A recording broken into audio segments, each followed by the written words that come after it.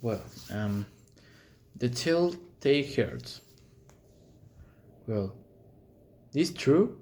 Yes, I have been ill, very ill. But why you say that? I have lost control of a man. Why do you say that? I am mad? Can you not see that? I have full control of my mind. Is it not clear that I am not mad? I need.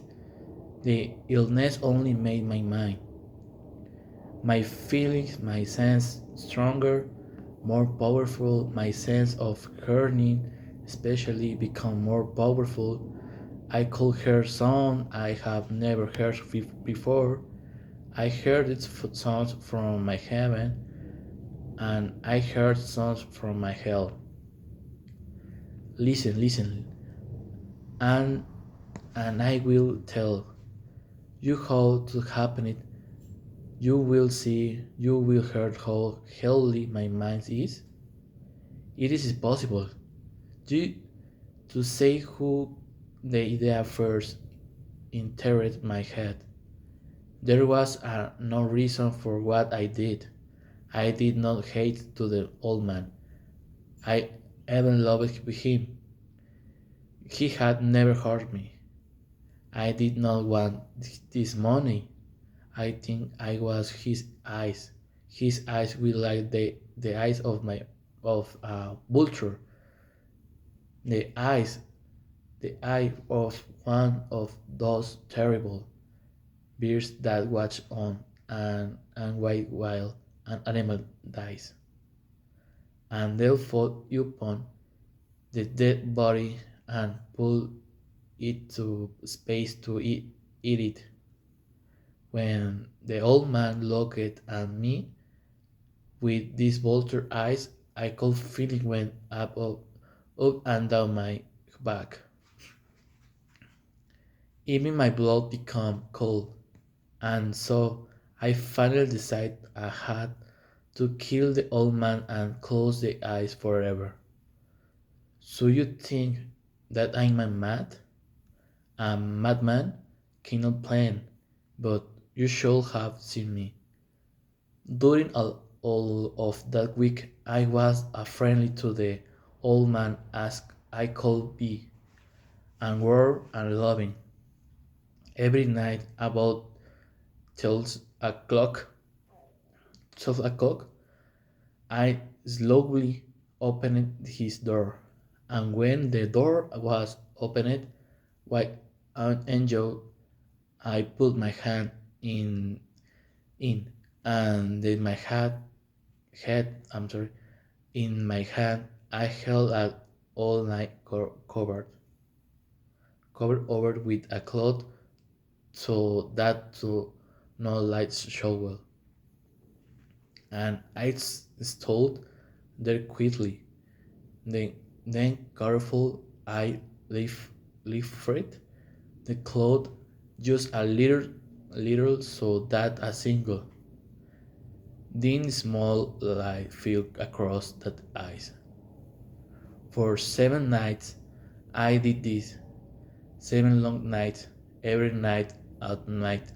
Always the eyes was closed, so it was impossible for me to the work. For I it was not the old man I feel I had to kill. It was eyes, his evil eyes. And every morning I went to his room, and with around friendly voices, I asked him how he had slept. He could not guess that very night. Just as slowly I looked in at him as the sleep. The eighth night I was more than also careful as I I opened the door. The hands of my clock more quickly. That did my hand. Never before had I left to strong my own power. I was not sure of success. The old man was leaning there, not dreaming what that I was to at this door. Suddenly he moved in the bed. You many think I could become afraid, but no, but no. The darkness in his room was dark and black. I know I can't sorry. He could not see the opening of the door. I continued to push the door slowly. Softly, I put in my hat. I put in my hand with the covered light. Suddenly, the old man sat straight up in a bed and cried, "Who's there?" I stood quite still, for I wholly hard I did not move, nor did I hear him again lie down in this bed. He just sat there, listening. When I heard a sound, a low cry of fear which escaped from old man, now I know that he was sitting up in his bed, filled with fear. I knew uh, knew that he knew that I was there. He's, he did not see me there. He could not hear me there. He felt me there. No, he knew that death was standing there slowly, little by little. I've lifted the cloth and used a small knife, escaped from the under into the fall open, to fall open that vulture eye. It was open, wide, wide, wide open, and my anger increased as it looked straight at me. I could not see all the old man's face, only that eyes, that car's blue eyes, and the blood in my body become like ice. Have I not told you that my Hurley had become unusually strong? No, I called her a quick, low, soft sound, like the sound of a clock heard stroke. I will. It was the beating of the old man's heart. I tried to stand quickly, but the sound cracked louder. The old man's fear must have been great in it, and as the sound grew louder, my anger became greater and more painful. But I was more than anger. In the quiet night, in the dark silence of the bedroom, my anger became fear. For that heart was beating so loudly that I was sure someone must heard. The time had come. I rushed in the room, crying, "Die, die!" The old man gave a low cry of fear as I well opened him and held the bedcovers tightly over his head. Still her heart was beating, but I smiled as I felt that success was near. For many minutes that heart continued to her beat, but at last the beating stopped. The old man was dead. I took always the bed covers and held my ear over this heart. Um, there was no sound. Yes, he was dead, dead as a stone. His eyes were troubled, no me no more. So I am mad. You say you should have seen how careful I was to put the body where no one could find it. First, I cut off the head, then the arms and the legs.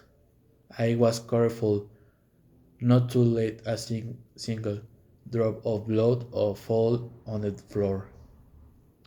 I pulled up there of the boards that formed the floor. Then I put the board down again, careful, so careful, that no human eyes could see that they had been moved. As I finished this work, I heard that someone was at the door. It was now 4 o'clock in the morning, but still dark. I had none fear, how we were, as I went down to open the door. There men were at the door, 3 officers of the police. One of the neighbors had heard the old man's cry and had called the police. These three had come to ask questions and to search the house. I asked the policeman to come and try cry. The cry I say was my own is a dream. The old man I say was away. He had gone to visit a friend in the country. I took them through the whole house, telling them to search it all, to search well. I let them finally into the old man's bedroom. As I playing a game with them, I asked them to sit down and talk for a while. My my AC quiet manner made the policemen believe my story, so they stayed talking with in the friendly way. But although, although I answered them in the same way, I soon wished that they would go. My head hurt and there was a strain on my ears. I talked more and faster. The sun became clear, and still they say and talked. Suddenly I knew that the sun was now in my ears. It was not just inside my head, and that moment I must have come quiet with. I talked still faster and all louder, and the sounds too become louder. It was quick, low, soft sound, like the sound of a clock heard strong, draw and whirl. A sound I knew well. Louder it's become. A louder will. We did the men not go. Louder, louder. It stopped up and walked quickly around the room.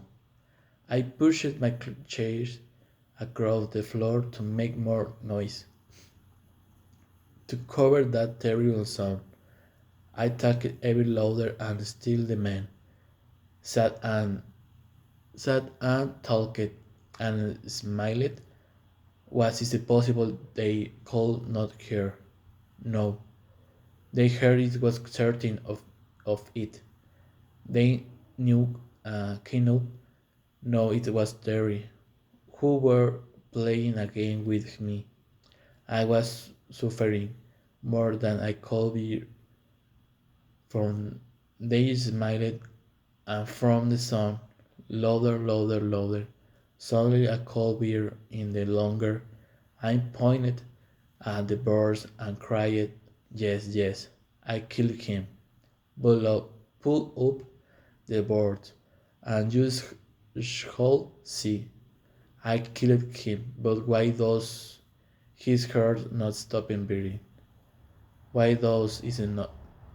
Why does is not stop?